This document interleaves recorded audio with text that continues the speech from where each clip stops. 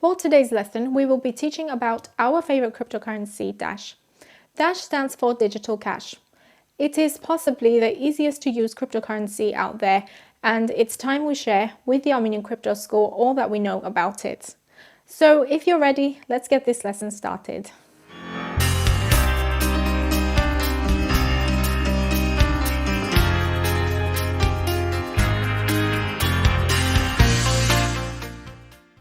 The best cryptocurrencies need to be secure, scalable, easy to use, and decentralized.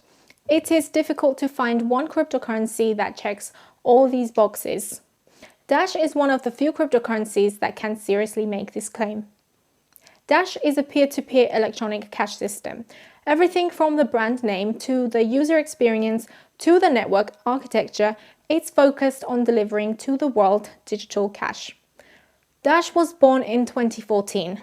It was originally called Xcoin and soon after called Darkcoin until its final name change. Similar to Bitcoin, Dash at the base layer of the network is what is known as proof-of-work blockchain. This means it is secured by miners using electricity and specialized computers to solve mathematical problems that make it very difficult and expensive for the network to be compromised. Proof of work is viewed as the most secure consensus algorithm in the cryptocurrency world at this time. The Dash proof of work algorithm is called X11.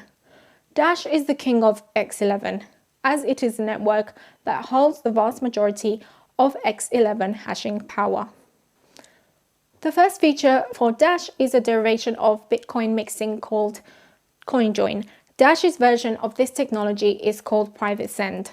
Private Send allows Dash users to mix their coins anonymously with other users, resulting in practically virgin Dash tokens.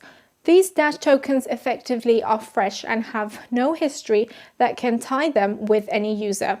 This privacy feature is very useful because it injects fungibility to Dash. Fungibility means each token is indistinguishable from one another. This is a very important aspect of cash. $1 should always equal $1 regardless of who did what with it. Without fungibility, it is conceivable that unfungible cryptocurrencies will have blacklists that reject certain tokens that have been deemed bad in some way. This poses a risk because without strenuously checking, you'd never know if you were receiving tainted tokens that could be worth less than the market price of the token or potentially worth nothing. Privacy is also important for the use case of digital cash because you wouldn't want the entire contents of your wallet to be known to those whom you do business with. Without the ability to do private transactions, a bartender, for example, could look back through the blockchain from the transaction that you bought his beer and have a fair sense of how much crypto you own.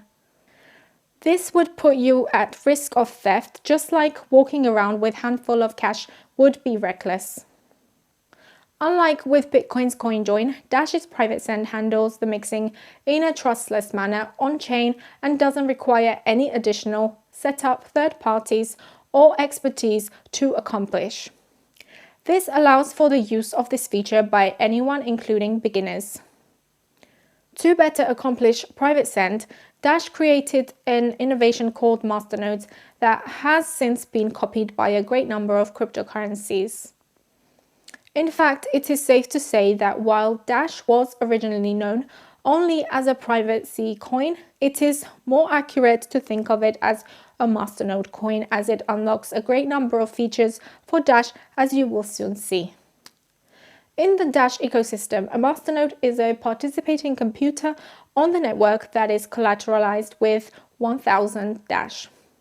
This means anyone in the world, regardless of ethnicity, age, sex, or affiliation, can use their 1000 Dash to substantially contribute to the Dash network by spinning up a Masternode. The reason people choose to lock such a large amount of capital up, as 1000 Dash is very expensive, is because Masternodes receive 45% of the Dash block reward. In the Bitcoin network, the block reward is the monetary prize miners receive for successfully mining a new block. It is this economic incentive, along with the miner block's associated transaction fees, that fuel the entire network and allows it to function. The main innovation of the Dash blockchain is that it recognized that only having one network participant, like the miners, economically incentivized was not enough for the network to scale and grow its capabilities. So instead of 100% of the block reward going to miners, Dash miners receive 45% of the reward, Masternode operators receive 45%, and the final 10% is stored in a monthly treasury used to improve the network. More on the treasury in a minute. The 1000 Dash collateral is important because it makes Masternode operators financially incentivized to act in the best interest of the Dash network. Their investment is directly impacted by the price of the network. Consequently, they want to protect the network from harm. To this end, it is useful to think of Masternode operators as board members of the Dash DAO. DAO means decentralized autonomous organization. The Dash DAO is the entity that governs the Dash network. It can be thought of as decentralized company dedicated to the goal of creating the best digital cash possible. Everything the Dash DAO does is through the Dash blockchain, making it extremely transparent and predictable. I like to think of the DAO as a robot that hires humans to improve itself. It is a very innovative technology, and we wouldn't be surprised if this form of governance spreads to more companies and eventually even nations. It is the DAO that receives a treasury equaling 10% of the block reward every month. This money is used to improve the Dash network in various ways. Anyone in the world can approach the DAO with a funding proposal through signing a specific message on the blockchain and paying a 5 Dash fee. The fee is used to prevent spam and excessive number of proposals. The proposal owner submits details including how much Dash they are requesting and how they intend to improve the network. It is the proposal owner's task to prove themselves trustworthy and to make a good pitch to the DAO. Masternode owners then vote through the blockchain on whether to fund the proposal or not. Each masternode equals a single vote. If the proposal gets enough yes votes, their proposal will pass and receive funding. Through the DAO's treasury, Dash is able to fund its own development work, marketing and advertising, legal and scholarly research, business development, and integration activities. The higher the price of Dash, the more the network can afford in every funding cycle, as the payouts to the proposal owners are in Dash. This helps create a powerful positive feedback loop. This funding model is a very significant distinction between Dash and other cryptocurrencies. Most cryptocurrencies rely on donations for development and improvement to the network. The Dash network's ability to fund itself through the participation of thousands of highly involved and invested masternode operators creates a more distributed power structure that prevents undue influence from any one person or group. Thanks to having a formalized governance system comprised of the Dash masternodes, the network doesn't need to guess what to do. The most heavily invested in the community are able to have their voices heard so that they can protect the project they love and value from being corrupted. There are also shared masternode services such as Crowdnode.io and SmartValor that allow people with less than 1000 Dash to pool their resources with others in order to run a masternode together. With Crowdnode, the Dash holders even coordinate how the shared masternode should vote. One problem with a DAO is that it fundamentally is a non-person. It can't enter contracts and it can't hold equity or other assets other than what is coded into how it operates. In most cases, this is what makes a DAO so exciting, that it is essentially a robot company executing predictably and unstoppable. However, there are situations where it would benefit the Dash ecosystem if the DAO could exhibit properties of a normal entity. To this end, a legal entity called the Dash Investment Foundation, or DIF, was formed in 2019. It is the world's first ownerless and memberless investment fund. The Dash Investment Foundation is tasked with strengthening the Dash network through investment operations funded by the network itself. What this means is now when the DAO decides to fund a proposal, it has the option to enter into more complex agreements than just releasing the money and hoping for good results. Instead, the DAO, through the Dash Investment Foundation, can enter into legally binding business agreements, issue loans, and can even take stake or equity in a partner. While the DAO might be one of the most significant improvements of the Dash network, there are still other features that push Dash forward as the premier digital cash cryptocurrency. One such feature is Dash Instant Send. Instant Send is a feature of the Dash protocol that utilizes transaction locking and Masternode consensus to facilitate instantaneous transactions on the Dash blockchain. Instant Send allows Dash to compete with existing centralized payment platforms such as Visa, who offer rapid transaction times. Dash's Instant Send technology offers this, but in a decentralized and trustless manner. This is significant when compared to its direct crypto competitors, whose transactions take 2.5 or even 10 minutes. Another similar feature of the Dash network is called chain locks, which mitigates the risk of 51% attacks against the network and reduces the need for extended confirmation times.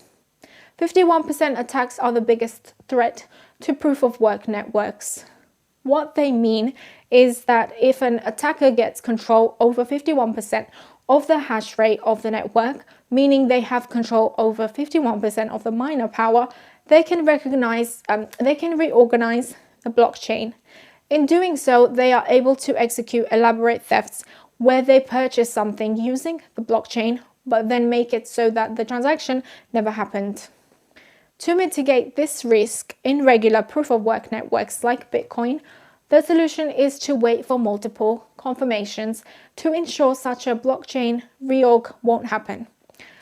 The more time and more blocks are involved in the reorg, the more expensive the attack is to conduct.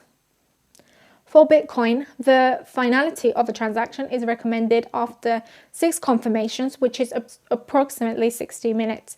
This is obviously much better than something like Visa, which takes multiple days to settle, but not as good as Dash, which with chain locks arrives to finality immediately. Dash chain locks accomplishes this by leveraging a long-living masternode quorum to check the blockchain for new blocks. When 60% of the masternodes agree on the citing of a new block, all other competing blocks are ignored, thus signaling which is the true Dash blockchain and closing the threat of a deep chain reorganization.